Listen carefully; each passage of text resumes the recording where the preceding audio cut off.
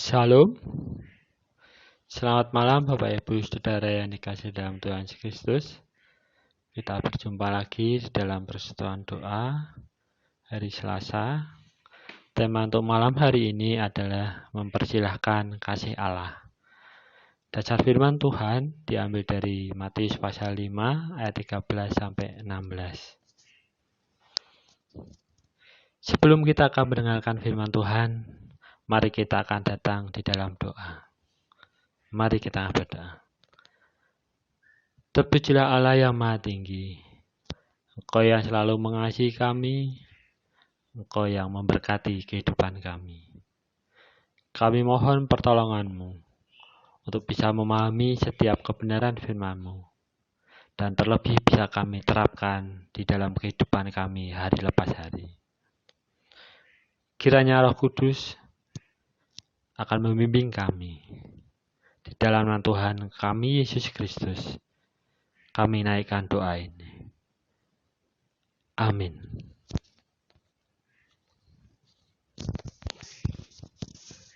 Bapak Ibu yang dikasihi dalam Tuhan Yesus Kristus, tema kita adalah mempersilahkan kasih Allah. Dasar firman Tuhan diambil dari Matius pasal 5 ayat 13 sampai 16. Garam dunia dan terang dunia. Kamu adalah garam dunia. Jika garam itu menjadi tawar, dengan apakah ia diasinkan? Tidak ada lagi gunanya selain dibuang dan diinjak orang. Kamu adalah terang dunia. Kota yang terletak di atas gunung tidak mungkin tersembunyi. Lagi pula orang tidak menyalakan pelita lalu meletakkannya di bawah gantang, melainkan di atas kaki dian sehingga menerangi semua orang di dalam rumah itu. Demikianlah hendaknya terangmu bercahaya di depan orang, supaya mereka melihat perbuatanmu yang baik dan memuliakan Bapamu yang di surga. Amin. Bapak Ibu Saudara yang dikasihi dalam Tuhan Yesus Kristus, tema kita adalah mempersilahkan kasih Allah. Saat kita mempersilahkan, berarti kita mau menerima. Saat kita mau menanggapinya, mau menerima setiap yang Allah berikan dalam kehidupan kita sehari-hari. Ya. Bapak Ibu yang dikasihi dalam Tuhan Yesus Kristus, suatu ketika saya melihat di acara televisi di Jepang, yaitu program televisi dokumenter dengan nama acara adalah Dancari, di mana acara tersebut adalah acara untuk menolong orang-orang yang dalam suatu kesulitan karena memiliki sebuah kebiasaan yang mengumpulkan barang, menumpuk-numpuk barang di dalam suatu rumah, hingga rumah itu penuh dengan barang-barang, baik yang masih berguna maupun yang tidak berguna. Di mana program itu adalah dengan motivasi atau dengan tujuan adalah menolak membawa barang yang tidak dibutuhkan, membuang semua yang membuat berantakan, memisahkan keinginan untuk hal material.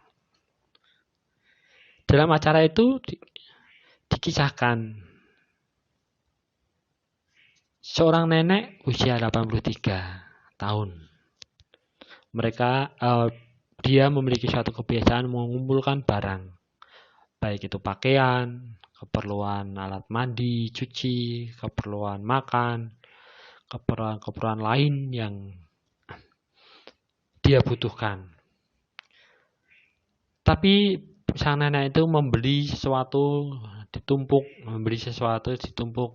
sisa makanan tidak dibuang, sehingga menumpuk di dalam suatu rumah itu, sampai rumah itu penuh dengan barang-barang, sehingga semua ruangan tertutup dengan barang dan sampah.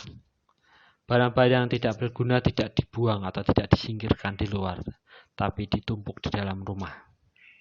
Hingga orang mau masuk ke rumah itu sangat kesulitan, terhalang oleh barang dan campah yang ada di situ.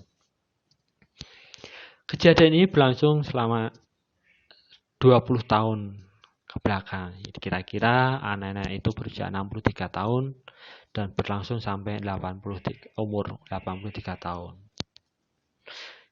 Sebenarnya suami atau sang kakek sudah mengingatkan istrinya atau nenek ini untuk tidak mengumpulkan barang, untuk tidak menumpuk barang, untuk membuang barang-barang yang tidak berguna dalam rumah, yang tidak digunakan.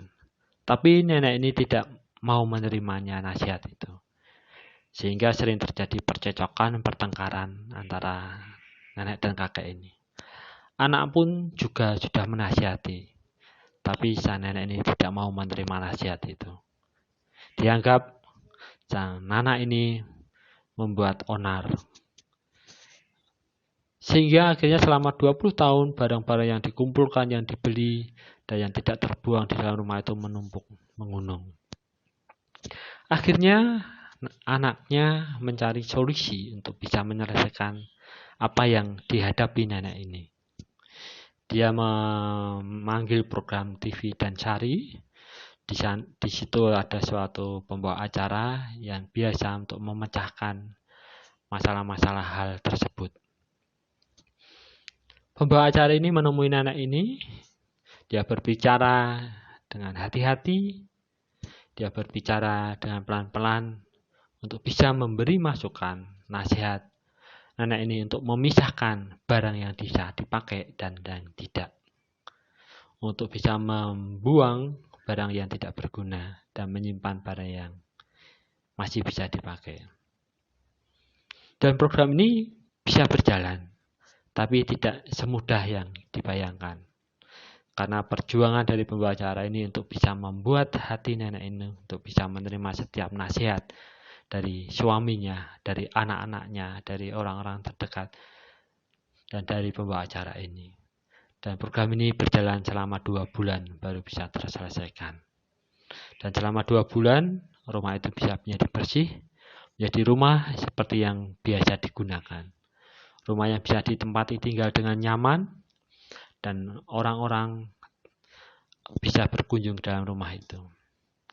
Dan ruang tatami yang dulunya penuh barang bisa digunakan untuk mengundang tetangganya, mengundang teman-temannya, berkumpul keluarganya.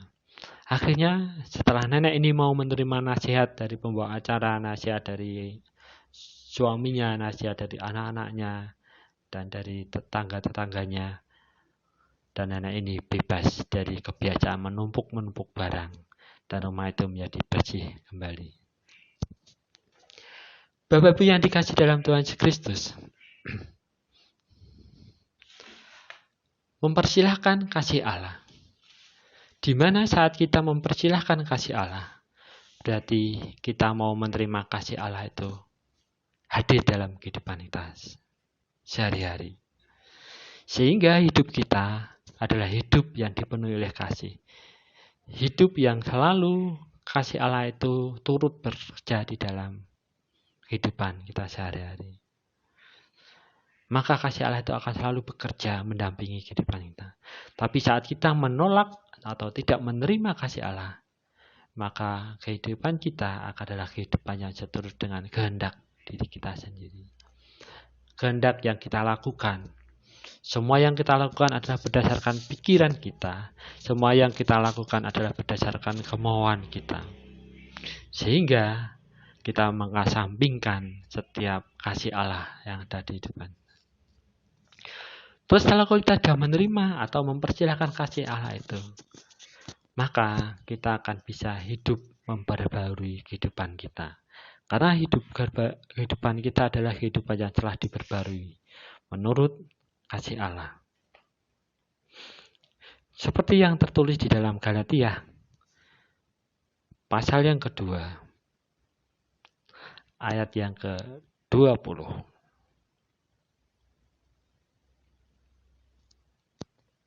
Namun aku hidup, tetapi bukan lagi aku hidup sendiri yang hidup, melainkan Kristus yang hidup di dalam aku.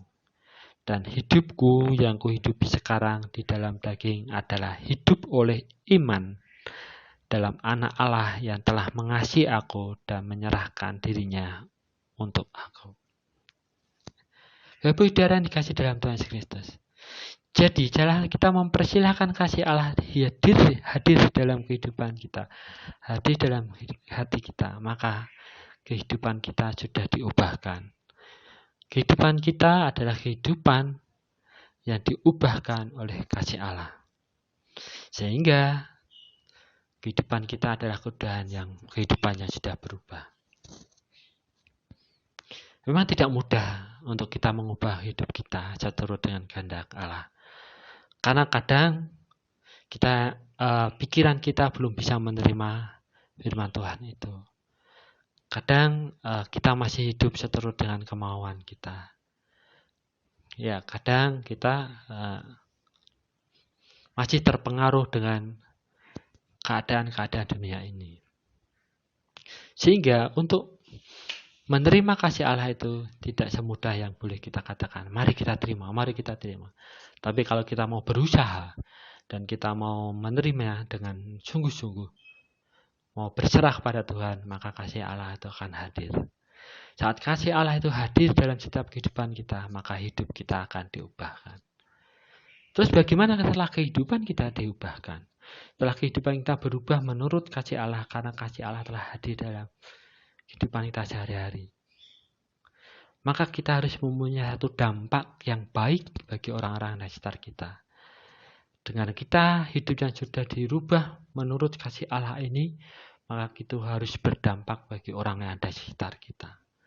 Sehingga orang-orang yang ada di sekitar kita juga bisa mempersilahkan kasih Allah hadir dalam kehidupannya sehari-hari. Karena inilah yang diinginkan Tuhan dalam setiap kehidupan manusia. Mereka mau menerima kasih Allah itu, mereka mau mempersilahkan kasih Allah ini dalam kehidupannya. Seperti yang boleh kita baca tadi di dalam Matius pasal 5 ayat 13-16. Kamu adalah terang dunia, kamu adalah garam dunia. Dan inilah yang menjadi dampak dalam kehidupan kita sehari-hari untuk orang-orang yang ada di sekitar kita. Kita bisa menjadi terang, kita bisa menjadi garam. Garam membuat rasa, menciptakan rasa menjadi sesuatu yang baik, jadi yang boleh dinikmati. Menjadi terang yang bisa menerangi orang-orang yang ada di sekitar kita sehingga mereka tidak salah jalan karena bisa melihat jalan yang terang. Hal ini tidak mudah untuk kita lakukan. Apalagi tantangan-tantangan dalam kehidupan kita sehari-hari, kadang pikiran manusia selalu berdasarkan semua pikiran-pikirannya, kemampuan-kemampuannya. Mereka mengandalkan kemampuannya, mereka mengandalkan apa yang mereka miliki, sehingga mereka lupa bahwa setiap kehidupannya, setiap mereka lakukan, setiap tindakan mereka adalah tindakan yang diberdasarkan oleh kasih Allah, oleh karunia kasih Allah. Mereka menganggap bahwa ini adalah yang mereka lakukan. Mari Bapak Ibu Saudara dan kasih Tuhan Yesus, kita hidup yang bisa berdampak bagi orang lain. Walaupun ini tidak mudah, tapi kita harus bekerja. Karena semua yang kita lakukan adalah berkat pertolongan Tuhan. Di dalam Roma pasal 28, kita tahu sekarang bahwa Allah turut bekerja dalam segala sesuatu untuk mendatangkan kebaikan bagi mereka yang mengasihi Dia, yaitu bagi mereka yang terpanggil sesuai rencana Allah. Bapak Ibu yang dikasihi dalam Tuhan Yesus Kristus.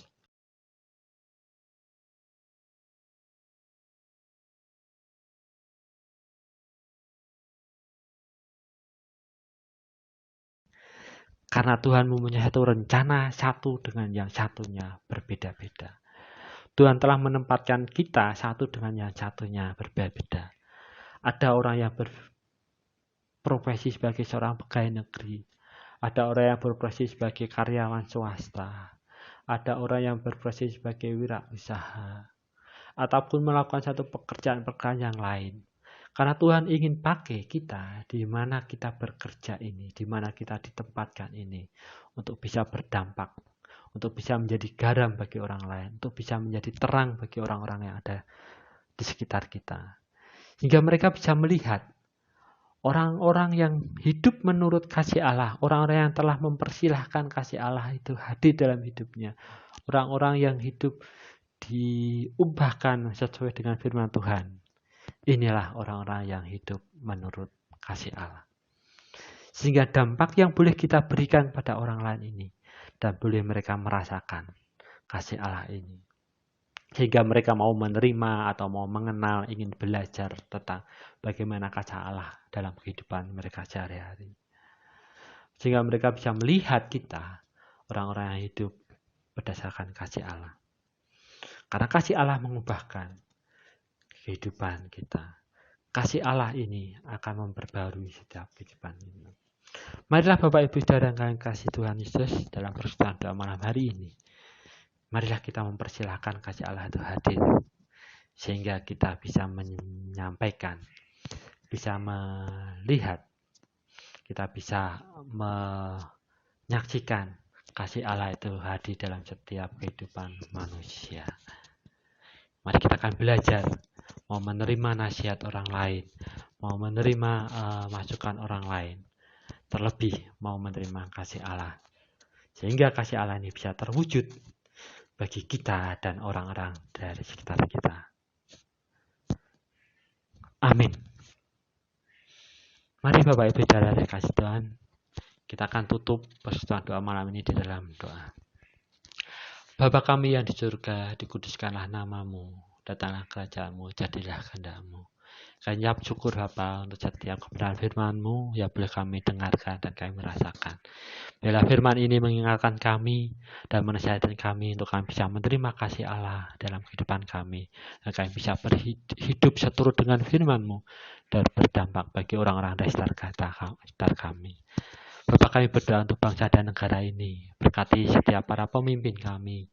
Apa yang mereka sedang pikirkan, melakukan, akan berkati dan beri pencerahan, beri pengetahuan, beri hikmat, sehingga setiap keputusan yang mereka lakukan, mereka adalah bisa berdampak bagi masyarakat yang baik, bersifat adil, dan bisa mensejahterakan masyarakat Indonesia. Terlebih Bapak, dalam saat-saat ini yang masih dalam kondisi virus corona, Engkau akan berikan pemerintah ini bisa memecahkan setiap permasalahan yang sedang hadapi.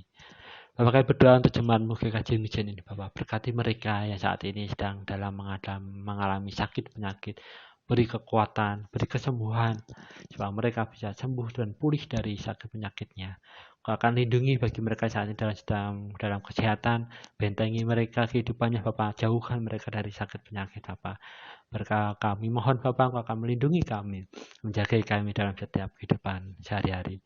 Bapak, kami berdoa Bapak untuk mereka yang saat ini merindukan pekerjaan atau dalam permasalahan ekonomi. Berkati mereka setiap pekerjaan-pekerjaan mereka lakukan boleh menghasilkan berkat-berkat dalam kehidupan mereka sehari-hari. Berkati untuk jemaat GKJ Mission ini Bapak. Berkati mereka kebutuhan-kebutuhan mereka sendiri. Bapak, kami berdoa Bapak untuk adik-adik kami, anak-anak kami yang sedang sekolah yang mungkin saat ini sedang menghadapi ujian atau mempersiapkan ujian. Berkati mereka Bapak untuk mereka bisa menyelesaikan setiap ujian, bisa menyelesaikan setiap mata pelajaran dengan baik sehingga mendapatkan hasil-hasil yang baik. Berkati mereka yang saat ini sedang mencari atau meneruskan ke program studi yang lebih tinggi. Berkati mereka Bapak untuk mereka bisa mencapai itu cita-cita mereka, untuk mereka bisa menggapai apa yang mereka harapkan. Sehingga anak-anak ini Bapak, anak-anakmu ini Bapak menjadi anak-anak yang Kau berkati, anak-anak yang penuh harapan dan cita-cita. Bapa yang surga, saya berdoa untuk gerejamu, GKJ Mission ini Bapak berkati setiap pelayanmu, baik pendeta konsulen, vikaris, majelis, pengurus-pengurus komisi.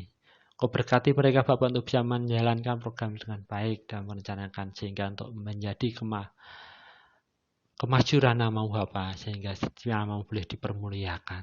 Berkati jemaatmu untuk mereka selalu menopang, mendukung setiap program-program kegiatan ini. Setiap dana-dana yang kami perlukan, kebutuhan yang kami perlukan, Kau akan sediakan dan Kau akan limpahkan. Bapak, kami naikkan doa ini Bapak di dalam nama Tuhan kami Yesus Kristus. Amin. Demikianlah Bapak Ibu Saudara yang dikasihi dalam Tuhan Yesus Kristus, persoalan doa malam hari ini. Kiranya Tuhan memberkati kehidupan kita dan menyertai setiap langkah yang boleh kita lakukan. Amin.